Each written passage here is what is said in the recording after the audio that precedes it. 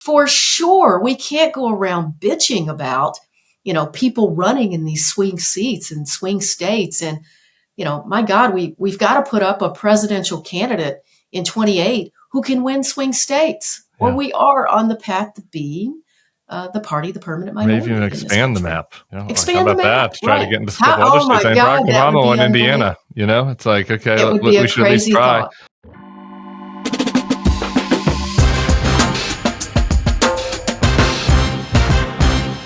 Hello and welcome to the Bulwark Podcast. I'm your host, Tim Miller. We've got a double header today. In segment 2, Glenn Thrush talking about all the craziness that is happening at the Trump Department of Justice. He's been reporting on that for the New York Times, so stick around for that. But first, she's a Democratic Congresswoman from Minnesota running for the Senate seat being vacated by Tina Smith. It is Congresswoman Angie Craig. How you doing? Hey, great to be with you. I'm good personally. We'll get into that more later. All right. Yeah, that sounds about right. I was telling you in the green room, I had a couple of other of your colleagues on, Chris D'Aluzzo, Pat Ryan, over the last few months, and I've been having a segment at the end where I asked them, I was like, who in Congress can you bro out with? Like, are there any Congress people that can go and hang with the podcaster bros that the Democrats struggled with? And both of them mentioned Angie Craig.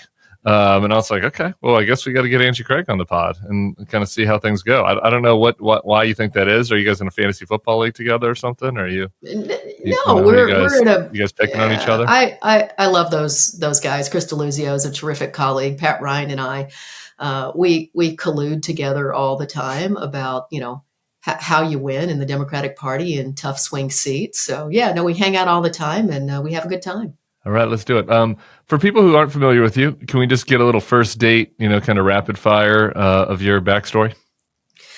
Well, so I'm used to dating women, so let's just start with that. Okay. So Tim, this is a little awkward, but you're for me as well. And people don't realize this, but gays and lesbians aren't really natural allies. It's we're forged together. We're forced together through shared foes at times, but different interests, different. So I came in the 2018 race. I took a congressional seat that had been in Republican hands for 3/4 of a century. I'm the first Democrat ever to hold it more than 2 terms.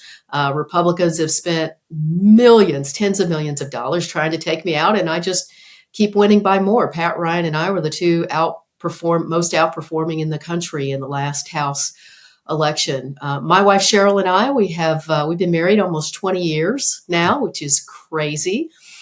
We have What's 4 a big sons. Friday night like for you guys? Like you're sharing a big kind of pint of ice cream together, 2 spoons, my God. One pint, or when you're watching shows about woodworking, or oh my God! So you're gonna completely stereotype all lesbians here. So here we go. No, fun Friday night for us is after a week in Washington, usually me falling asleep on the couch while she's watching TV. So let's just say that. So, like us, lesbians, they're just like us. Exactly. We're all lesbians here. But my wife and I, 4 sons, and weirdly, and believe it or not, those boys are already out of the house, and 2 of them are married, and they have kids of their own now. So it's pretty fun. Congrats! That is. Thank you. How is that possible? I know. Are you face tuning right now on this? No, I'm not enhancing at all. I'm a young Mimi. That's all I got to say. All right, so, I love that. Yeah, I love young Mimi too. She's a grandma, but same principle applies. All right. Well, I want to get into some issues. We can do more. LGBT chat at the end, but lots happening.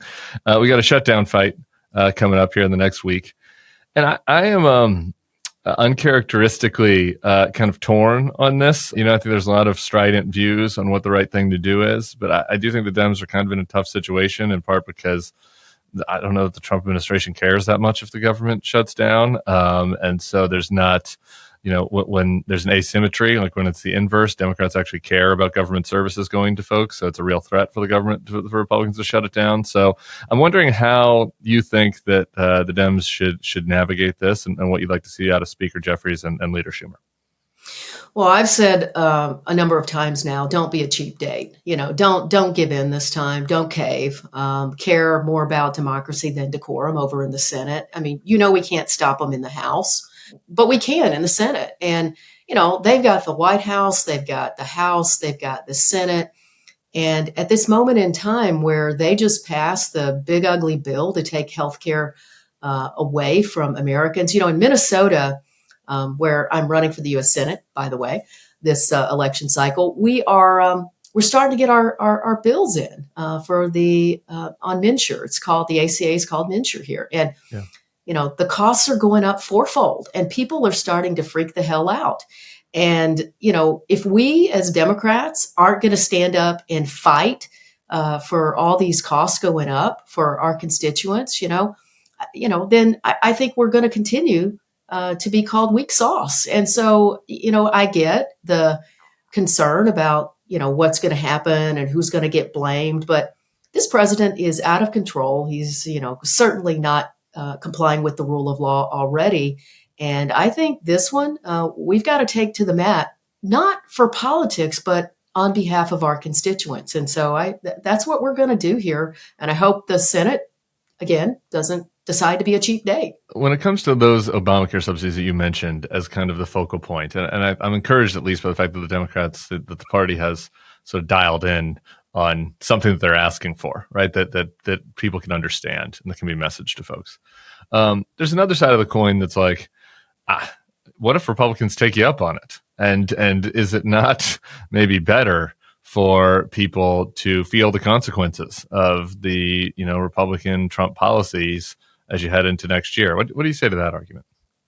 Well, I think that we don't want Minnesotans to have to pay fourfold for their health insurance. And we've got to be fighting for that. And look, if Republicans decide to come to the table and negotiate, which of course Trump hasn't intimated at all. In fact, he's doing the opposite, right? Yes, we'll sit down with you, and no, we won't sit down with you. And on TV a couple of weeks ago, he said, we got this, we don't need Democrats.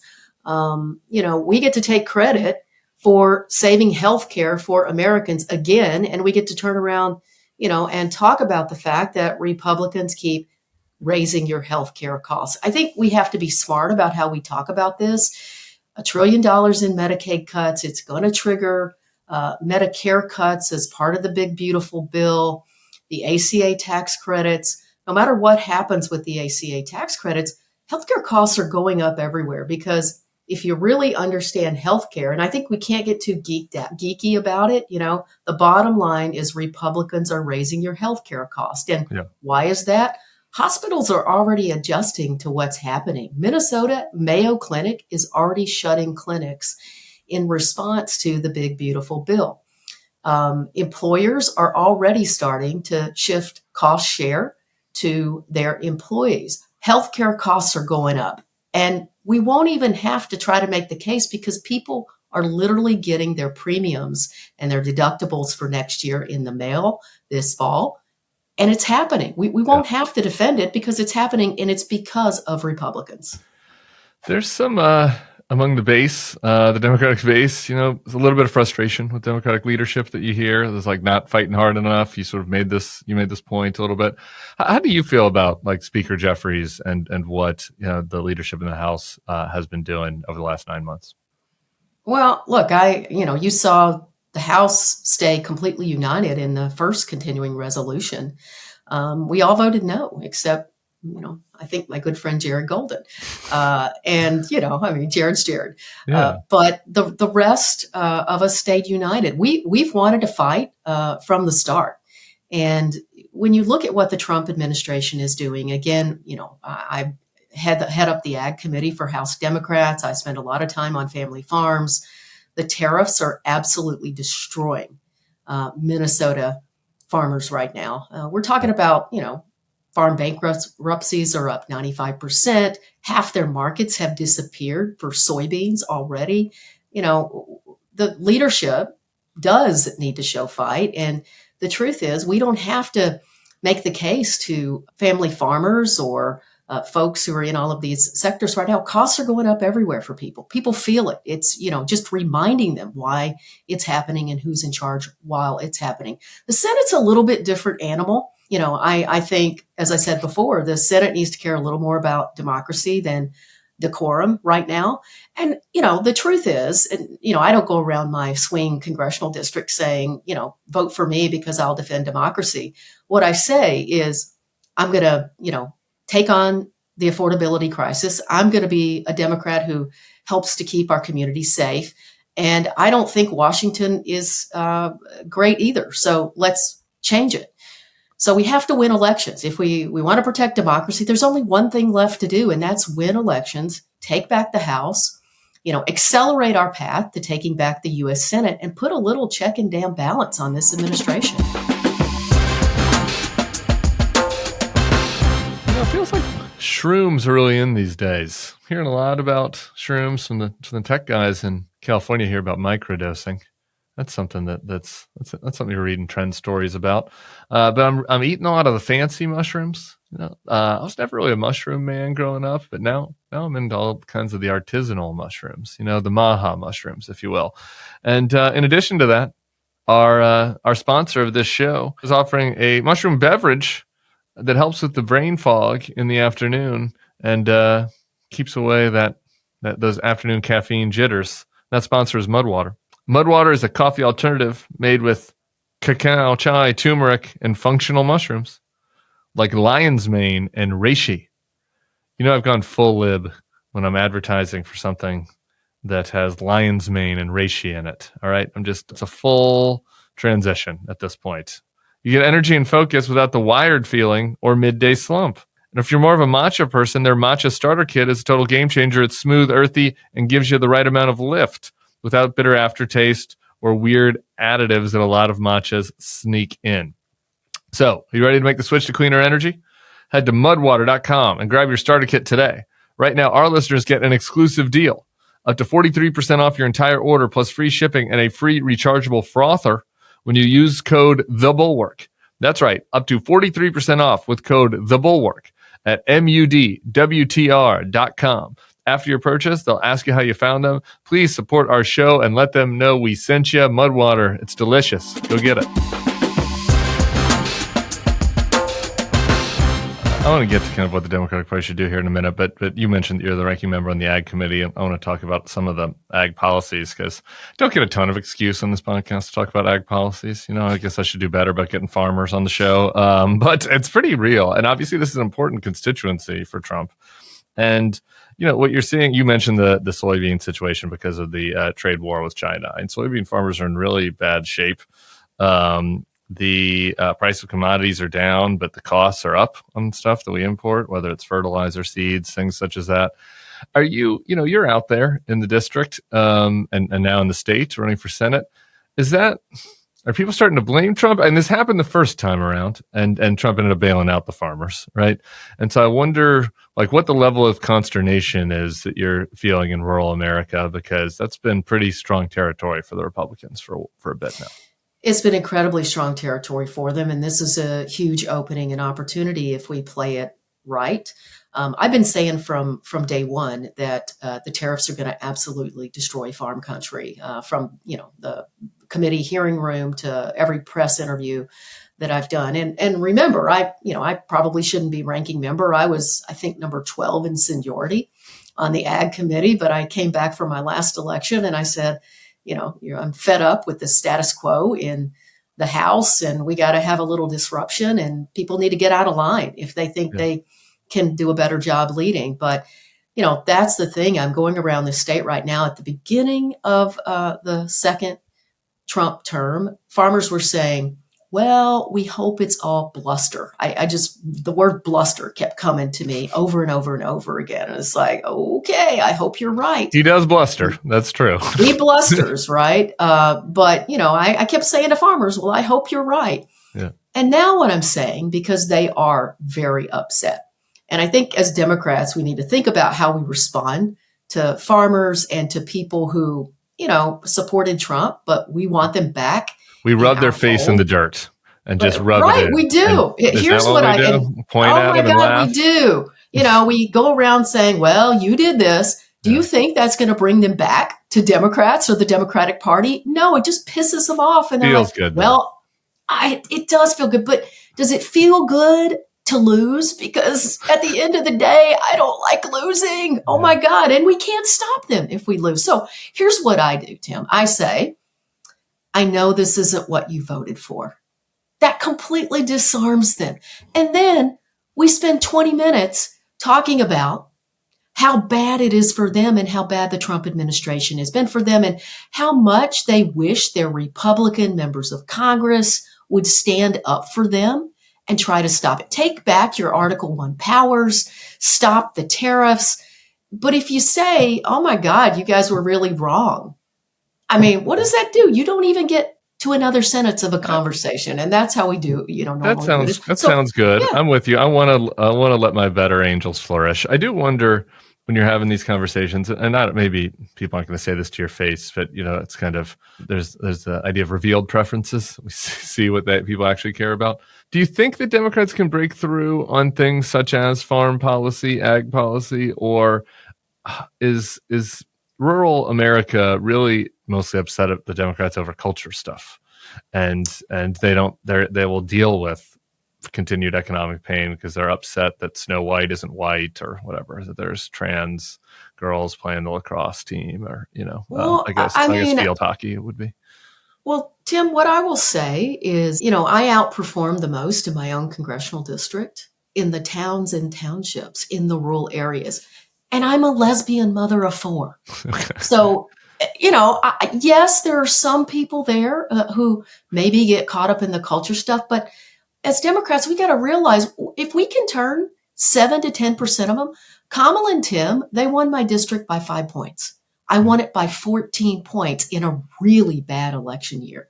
Yeah. And it's a D+3 district, which means I'm winning in those areas that don't typically vote for Democrats. And Tim Walz is a little bit of a good example of this, though, with all due respect, right? And he was it your district, actually? It was in a similar district, at least, in Minnesota when he was in Congress. He was just below just south of my district. So, and he overperformed the party for a while. Yep. And then he becomes governor. He ends up kind of getting branded as more of a typical Democrat, and Kamala picked him, I think, with the hope that he might be able to appeal to this part of the country, and he just didn't, because I think the culture stuff, the atmospherics, the national politics, were part of his brand more than whatever, the fact that he could fix a carburetor. So, how do you avoid that trajectory? Well, look, I mean, we're a big tent party, right? I have no problem continuing to be a big tent party, but in these swing districts, we got to let Democrats do what they need to do to win. Otherwise, we can't stop Republicans. We can't govern. We can't get anything done for our constituents. We can't stop the attacks on our immigrant communities, which, by the way, is a huge issue in farm country too right now. We can't stop the attacks on the trans community. So as Democrats, for the life of me, sometimes I think we want to be the party of the permanent minority, that we're not willing to let individual Democrats do what they need to do. We want to put every Democrat in the same box and say, well, if you don't agree with us on everything as a Democrat, we're going to kick you out of the box. That is just the path to becoming the permanent minority in this What does country. That look like, though, that could work? And it's working for you. What is it? What are some examples of things that Democrats you think could offer into red America that would be different from what they're already offering? Sometimes I feel like I get from Democrats, they say that we should do this, but then you end up with somebody that's kind of has the same policies basically, but just in a little bit different packaging. And that's good too. I'm all for changing the packaging if that helps the districts, but are there substantive things that you think would help? Well, there is framing, of course, the way you talk about these things, right? I mean, I'm a gun owner who belongs to a gun club in Eagan, Minnesota, and I support a ban on assault weapons in our country, and looking at the size of these magazines, high capacity magazines in our nation.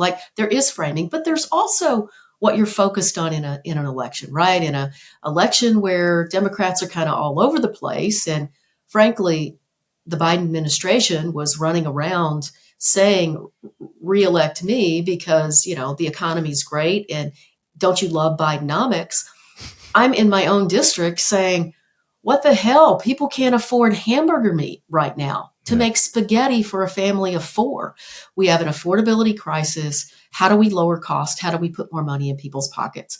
I'm focused on keeping our communities safe, whether that's supporting our local police departments, openly having sheriffs go to camera for me saying, this is a Democrat who wants to keep her community safe, being able to step into those places where people don't exactly expect a Democrat to step in there, but people aren't going to switch to voting for us, no matter what else we're selling, if they think we aren't committed to keeping their family safe. They're just not going to do it. And then, the third platform I run on is, we've got to change Washington. And so when we're seen more as the party of the status quo, which is what we are seen as at time, that is a real problem for us. So how do we create that kind of platform or give Democrats the space who need to step out of what people's branded perception of the Democratic Party is? I mean, to be honest, it would be better if the party wasn't branded in some ways. Sure. Improving the whole party brand would help. Yeah. I mean, it would be a lot easier. Yeah. But for sure, we can't go around bitching about, people running in these swing seats and swing states. And, my God, we've got to put up a presidential candidate in 28 who can win swing states, or we are on the path to being the party, the permanent minority. Maybe even expand the map. Expand how about the map, that? Try to get into stuff. Barack Obama in Indiana. It's like, okay, we should at least try. I want to go back to the farm stuff real quick because it's kind of related. So the big news of the week was the clownish autism press conference that Trump had with RF Kennedy Jr. and his MAHA effort to, stigmatize mothers that wanted to have Tylenol to deal with pain during pregnancy. So I'm interested in your thoughts on that. I'm also interested in MAHA as it relates to the farm angle that we're talking about, and I think that a lot of farmers are concerned about some of the pesticide rules that they were talking about putting in, though we haven't actually seen that. Meanwhile, they say they're MAHA, but they're doing nutrition programs are getting cut, which hurts farmers because they're feeding the food. Produce prescriptions and food as medicine, that could be something that they could do. That's not being invested in. So anyway, I'm wondering just kind of what you make of the whole MAHA project and how it relates to ag country. Yeah, so let me start with just the embarrassing press conference with RFK. I have a 22-year-old son. He's our youngest son. He just graduated from college, who is on the autism spectrum. So this could not be more personal to me and my wife and our family. I have called on Robert F. Kennedy to resign, to get the hell out, to stop giving medical advice. You are not a doctor. And I call on the damn president to do the same thing. We'd love for him to resign, but to stop giving medical advice. I guess we're stuck with J.D. Vance now, if you realize. Right. So I want him to. I'm with you, but not ideal. So, but stop giving medical advice. But this is a really interesting intersection in the Republican Party right now, with the MAHA movement. And look, we all want to make America healthy, right? Like we should all want that. So I think we have to be careful as Democrats about how we talk about this. Red and yellow dye, is an area where obviously there's some science around. But the family farmer also is, concerned about the MAHA movement because they are very, very anti-pesticide, and they are putting a lot of pressure on my Republican colleagues, as well they should. So I think this is going to be a really interesting dynamic here as we go through the next 6 months of just kind of, what the MAHA movement does. RFK pulled any criticism of pesticides out of the report that they put out, and it just really infuriated the MAHA movement. And, of course, Republicans are trying to get preemption for pesticides at the federal level enshrined into law, which is really infuriating the MAHA mom. So, this intersection of MAHA and Republicans and farmers is going to be very interesting to watch as we move forward. Yeah, and I think potentially just another proactive opportunity for Democrats to speak to that community, right? Which is just like, we want people to be healthy when we're talking about fresh foods. We're talking about you being able to sell your product. And I got a phone call from a farmer in Louisiana who just listens to the show and talking about their policies. He's like, I thought they were MAHA. I sell fresh lettuce to school programs, right? Like, instead of importing lettuce from across the country, I do organic lettuce. It's local. It's here in Louisiana. And he's like, they canceled the program. He's like, I thought these guys were MAHA. Yeah, it's the farm to school programs. It's the farm to food bank programs have been canceled, which, remember, this is also farm revenue. When you cut $186 billion from the SNAP program in this country, which of course helps people stay healthy as well, access to nutritious foods. You're also directly cutting $25 billion in farm revenue. When you cut USAID, when you let fresh fruit and vegetables literally rot in warehouses that were supposed to be sent overseas, you're cutting another billions of dollars in farm revenue on top of the tariffs, which of course have really shattered many of our export markets. And, the Trump administration has been challenged by a number of groups to create more domestic markets as well. And so far, they're kind of frozen. I mean, they keep promising farmers that they're going to help them. They keep, talking about how much they love family farmers. I'm just not sure within that 7 to 10% that I mentioned earlier, we need to win back, that's going to fly. So I'm optimistic that if we keep pushing here, we can win some voters back. And candidly, that's why I ran for the top Democrat on the Ag Committee, because I want to help my fellow Democrats understand that if you're in a swing seat, if you're in a slightly Republican district, get your ass out into those rural communities and get in front of them. Tell them that you are working for them. I noticed there was some conversation this week. I won't say much more about it, about, whether a gay person can win elections in this country, and whether that's the right thing to put somebody who might be married to a man or a woman on the ballot. And what I can say is that I fundamentally agree. If you go into these Republican spaces and you make it about them and their lives, they don't give a damn who you're married to. I won my seat, and I was the first LGBTQ member of Congress from Minnesota, not from Minneapolis, not from St. Paul, but from a district that had been in Republican hands for 3/4 of a century. I can go anywhere in this state running for the U.S. Senate right now and talk to anybody, and I will go in those red spaces, and I will help a portion of them come back to the Democratic Party. And I think that's what we need to do across this country. Yeah. I'll note that you and Pete kind of both did better in red areas than some straight Democrats running for office. So might not be all about identity, actually. What's wrong with these straight candidates? Why can't they win in rural America? I don't get it. I want to go back to the autism thing just really quick, because your son, and I just would like to hear you talk about that just a little more, because I feel like, obviously, like, the government should do what they can to study and research, any issues such as this, to try to give people the best information they can. And I'm sure that you would want the, best treatment possible, or best awareness, possible, to help make sure everyone has a fulfilling life. I feel like the way they've dealt with this is extremely callous towards folks that are on the spectrum, and and the way they've talked to like mothers about it. And there's this one tweet that was just posted right before we came on, but it's got Callie Means, who's one of RFK's top advisors. I just want to read this to you. He writes this post, he's quote tweeting an old Tylenol post where they gave some warnings about using the product while pregnant. He goes, "This post makes me sick when contrasted with the barrage of statements from medical groups saying Tylenol is safe for babies. Why is the medical industry so quick to aggressively defend drugs, but so slow to fight for American children who are getting slaughtered?"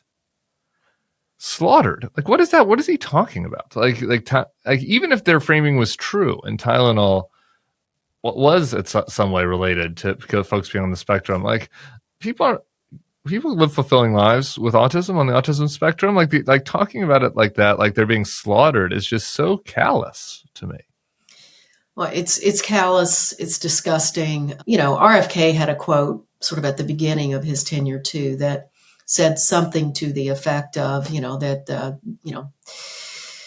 kids on the spectrum people who are autistic, don't live meaningful lives. They, basically they're a drain on society. And, I came home that day from, whatever I was doing out in the community, and I was just livid at this man. Don't tell me that my 22-year-old son, who just graduated with honors from college, is, somehow not going to be a productive member of our society. And of course, we all want to know, what is causing the increase in folks on the spectrum. But at the end of the day, they're neurodiverse, and we have to figure out. I mean, that's the term that my son prefers, neurodiversity.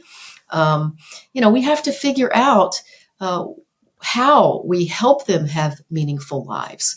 And to be so callous to sort of say these kids are being slaughtered when, they're productive members of our communities, is just so callous. And look, I will note that Means has, a very appropriate last name. But don't get IEP moms. For those of you who don't know, if someone is on a special education plan in school, I'm an IEP mom, and I know a bunch of them. Don't piss us off, because we will come with everything we have to push back. And I feel like, every time they tweet, all they're doing is organizing for us as Democrats. I hope so. All right, final topic. We might have one area of disagreement. Are you ready for it? Crypto. Okay, tell me. Crypto. You are the only Democrat to speak at a crypto conference. You're speaking right before Eric Trump. Did you guys get to hang out? Did you get to talk to him? Thank God I did not come across Eric Trump. Okay. I actually got some whistles and boos a little bit at the conference. Look, I'm ranking member of the House Ag Committee. My committee has jurisdiction over the CFTC, which has jurisdiction over digital commodities. So I was actually with Brian Stile on the stage, who is the chairman of one of the subcommittees on the House Financial Services Committee. And we were talking about the Clarity Act, which passed the Congress, and a bunch of Democrats voted for it as well. And the reason why I think it's important is 52 million Americans are now participating in these markets. And if we just continue to not have any regulatory structure in place, then those Americans have absolutely no consumer protection. So, and I got booed because I pointed out that it'd be a hell of a lot easier to regulate this space if the president's family was not participating in this market. But the same can be true, Tim, for they've now got some mobile phone company. We should absolutely have a law that says the president, the vice president, the administration cannot participate in markets. It's corrupt. It's a conflict of interest, and it shouldn't just cover crypto. It should cover every other industry that his family business. If Democrats get the House back, should there be a formal inquiry into who's paying his crypto companies, looking into all of the crypto deals they're doing? Well, I think there should be an inquiry into all of the deals that the family business is doing, whether it's crypto or whether it's mobile phones or everything else. I mean, it absolutely seems like the most money's coming in through the crypto, though. I mean, it seems like they're making a lot. They're making billion. And the UAE, there's a New York Times story last week. UAE invested $2 billion into his stable coin. Absurd. Remember, though, crypto is completely unregulated, and his family is participating in it today. At a minimum, if we put guardrails around this industry sector, we bring his family business into those guardrails. Think about FTX. If what we're trying to do at Clarity had been in place during the FTX debacle, consumers would not have lost their money, because those assets would have been required to be segregated, kept somewhere else, not sent to some, overseas account somewhere. So as much as the other side of that is that the more it gets incorporated into the financial system, the more that risk is incorporated into the financial system. And there's a lot of scams out there. You have to admit there's a disproportionate amount of scams in the crypto industry as compared to other industries. Well, and without segregation of assets, those scams continue, right? I mean, this allows the CFTC and the SEC to go after those. those scam companies would Not just the also FTC, but a future CFTC. Yeah. And the Trump CFTC Yeah, that's right. is not going to investigate anybody. Yeah. Okay, you're right. There's barely one. So, these scam companies couldn't just automatically market their businesses. I mean, you have to understand, like right now, it's the wild, wild west out there. At least this starts to put some guardrails into this business. And 52 million Americans and growing by tens of millions every year. When do we start regulating? When Trump's out of office? Right. Here's the other side of that, which is, this is the other part of me inside. I'm a little torn on this. Like on the substance, I find it. I think that the degree of the crypto scam is something that we're going to look back on in 10 years and be like, wow, I can't believe how many people got wrapped up in that. But a lot of, as you mentioned, a lot of guys are in it. And I do wonder, like, are you able to kind of talk with crypto guys and sort of like, do the lingo? Or any of your sons invested in it? Like, can you, do the ETH talk or the fart coin? You know what I mean? Like, I think sometimes the Democrats can't even speak the language, which hurts. My sons are too poor to participate in crypto. So, that's true. I think, unfortunately, a lot of people, it's their only investment, poor folks. You know? I to my knowledge, I don't think any of my kids are invested in. But can you talk the talk, or are you on the learning curve? I mean, I think most Democrats are on a learning curve. I have been on a learning curve the last 4 years. I brought, our committee staff together to try to educate Democrats on, the difference between a digital commodity, of course, and other things that might be governed by the SEC. And, that's exactly what this legislation is. It defines what gets regulated by the SEC and what gets regulated by the CFTC. That's the entire point of the legislation.